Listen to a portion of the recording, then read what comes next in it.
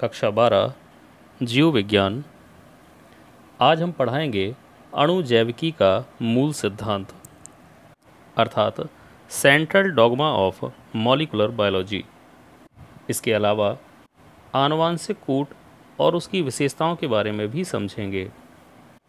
तो सबसे पहले समझेंगे अणु जैविकी का मूल सिद्धांत या central dogma of molecular biology.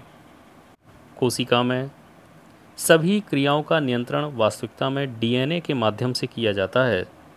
यह नियंत्रण या तो डायरेक्टली होता है या इनडायरेक्ट होता है। डीएनए से एमआरएनए, जिसे हम मैसेंजर आरएनए या संदेशवाहक आरएनए भी कहते हैं, तो डीएनए से एमआरएनए और आरएनए से प्रोटीन बनने की इस क्रिया में एक सूचना का संचार एक ओर से दूसरी ओर होता रहता है।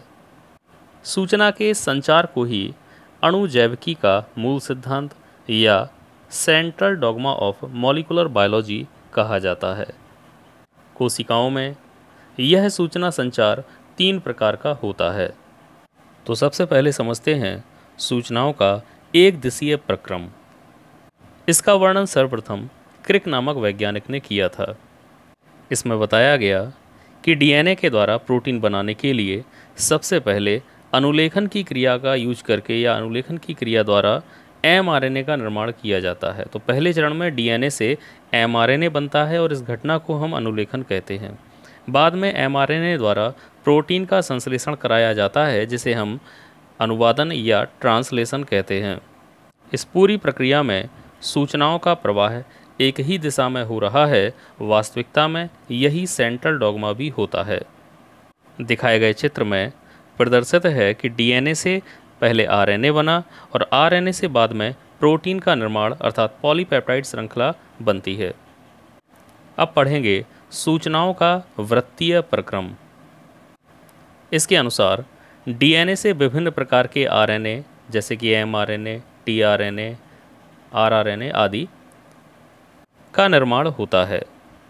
आरएनए प्रोटीन के रूप में इन सूचनाओं का अनुवादन करता है और बाद में प्रोटीन आरएनए संश्लेषण का और आरएनए डीएनए संश्लेषण का निर्देशन करता है। जैसा कि इस चित्र में दिखाया गया है कि डीएनए से आरएनए, फिर आरएनए से प्रोटीन तथा प्रोटीन से आरएनए और आरएनए से बाद में डीएनए का निर्माण हो रहा है। तो ये सूचनाओं का वृत्तीय प्रक्रम कहलाएगा। अब हम समझते हैं तीसरा सूचनाओं का विपरीत प्रवाह।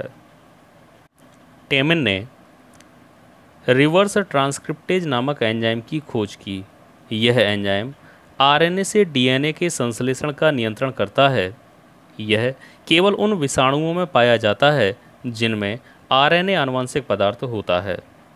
हम जानते हैं कि सदैव कोशिकाओं में डीएनए से आरएनए का निर्माण होता है, लेकिन कुछ जगह पे जब आरएनए से डीएनए का निर्माण होने लगे तो इस घटना को हम रिवर्स ट्रांसक्रिप्शन कहते हैं और यही सूचनाओं का विपरीत प्रवाह या विपरीत प्रक्रम होता है। अब हम पढ़ाएंगे आनुवांशिक कूट या आनुवांशिक कोड, जिसे हम जेनेटिक कोड भी कह सकते हैं, अथवा आनुवांशिक संकेत पद्धति। आनुवांशिक कोड या जेनेटिक कोड डीएनए अणुओं में स्थित नाइट्रोजनी समाचारों का वह अनुक्रम है जिसमें प्रोटीन अणुओं के संश्लेषण के लिए संदेश छिपा रहता है या संदेश निहित होता है। आनुवांशिक संकेत या आनुवांशिक कूट सदैव 3 समाचारों के विशेष अनुक्रम से मिलकर बना होता है, जिसे हम त्रिक कोडॉन या कोडॉन कहते हैं। H.C. क्रिक नामक वैज्ञानिक को इस त्रिक कोड पद्धति का जन्मदाता कहा जाता है। अब कभी कभी पूछ दिया जाता है कोडॉन क्या है, तो वास्तविकता में आनुवांशिक कूट ही कोडॉन है। इसे इस तरह से लिख सकते हैं, 3 न्यूक्लियोटाइड के उस समूह को कोडॉन कहते हैं जिसमें किसी एक अमीनो अम्ल के लिए कोड या संदेश होता है। आनुवांशिक संकेत पद्धति में अब तक 64 कोडॉन खोजे जा चुके हैं। ये 64 कोडॉन 20 प्रकार के अमीनो अम्लों की सूचना को प्रदर्शित करते हैं। अब समझेंगे जेनेटिक कोड की विशेषताएं। जितने भी जेनेटिक कोड होते हैं या आनुवंशिक कोड होते हैं, उनका प्रत्येक कोडॉन 3 नाइट्रोजनी समाचारों के एक विशिष्ट अनुक्रम का बना होता है जिसे हम ट्रिपल कोड कहते हैं। किन्हीं भी दो कोडॉन के बीच कभी भी कॉमा या फुल स्टॉप नहीं होता है।